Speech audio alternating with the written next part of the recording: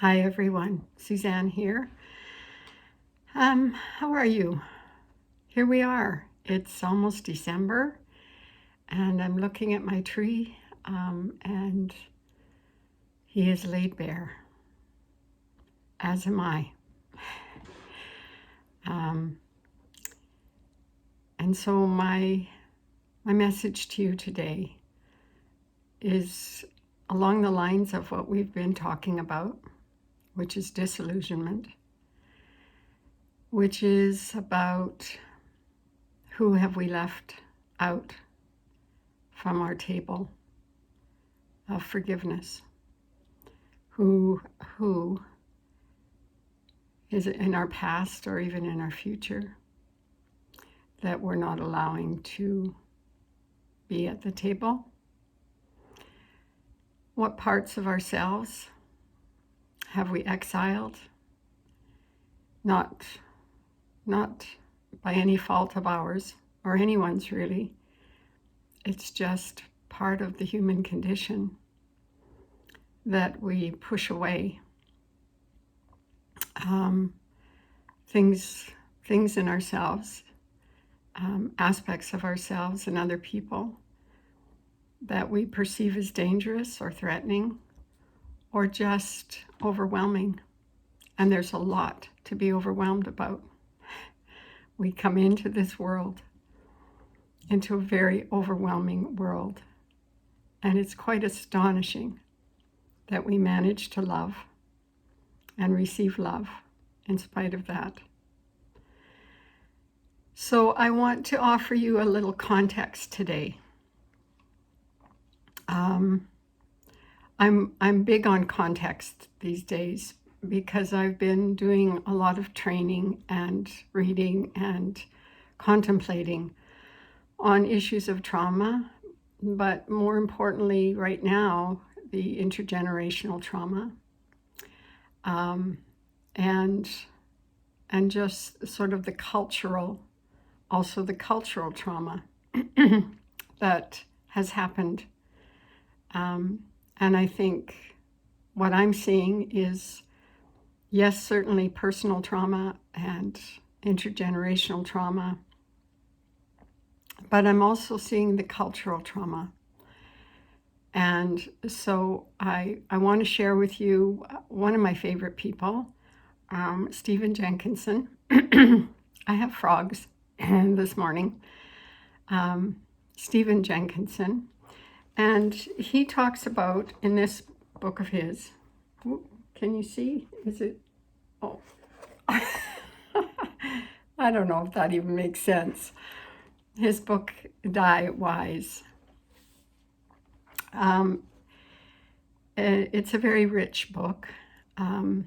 But one of the things that I wanted to talk to you about specifically today is what he calls our addiction to competence. He says, the belief that somehow we are in control of our lives, as long as we agree with how they are going, is the profoundest of illusions. Just as is the belief that when things go haywire, it's because we are no longer controlling our lives. We are addicted to the illusion that our particular way of being a culture is the natural victory of history, to the illusion that our material sophistication lends us a psychological, even spiritual sophistication not enjoyed by less innovative cultures, and to the idea that we do and can and must be in control of this thing we call our life. So here's the thing about that.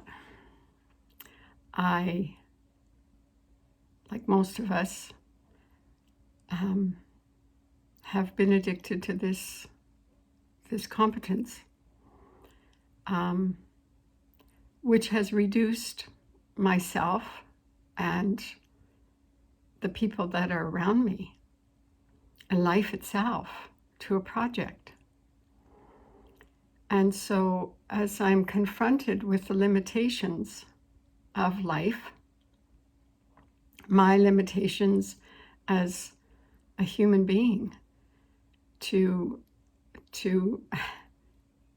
control or change or have some sense of mastery over what's happening in the world, in my own life, I am confronted with this addiction that I think is, for all of us, a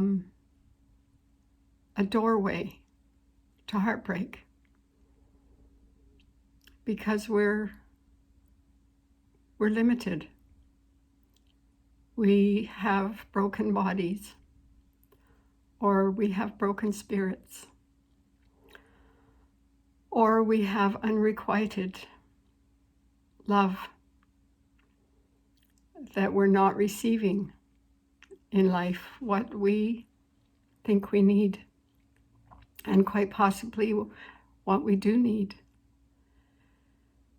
And so this notion of competence says to me, and I think I've mentioned this to you before, my sort of when someone says, well, follow your bliss. Well, there's still this undercurrent of live your best life, be all you can be. That there's something we must triumph over in this life of being somebody. And this life isn't about being somebody. This is about life, being life. And as much as that's so challenging to invite to the table those parts of ourselves that are not living up to competence, there's stigma attached to it, cultural stigma, like we really grind it at each other, folks. I'm sorry, but we do.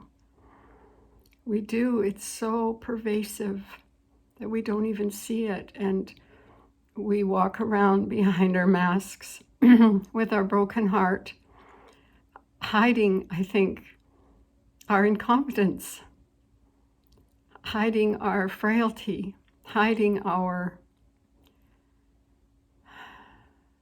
broken heart. So what is the good news? The good news is this heartbrokenness that comes to all of us at some point. All of us at some point. No, we all know we're going to die. But all of us at some point, more or less, know that we could die. And our little survivors that have been on the job our whole life have to be demoted, or we lose connection with the tree, with our ancestors, with those that we love. We lose the connection with our deepest soul. Well, we don't really, but it can make it really hard for the soul to shine through. So I want to invite you, along with me, to bring this heartbrokenness to the table. To bring, it's not just grief. It's not just something you're going to process. It's not something we move through. It is a profound release of this needing to be somebody and needing to get it right and needing to have everybody survive and everybody thrive and everybody look and walk and be a certain way. Instead, let's bring our hobbled, our weary, our broken heart, because it is then that we see that we were enough all along, that there is nothing missing, that there is no project. Who you are cannot be earned.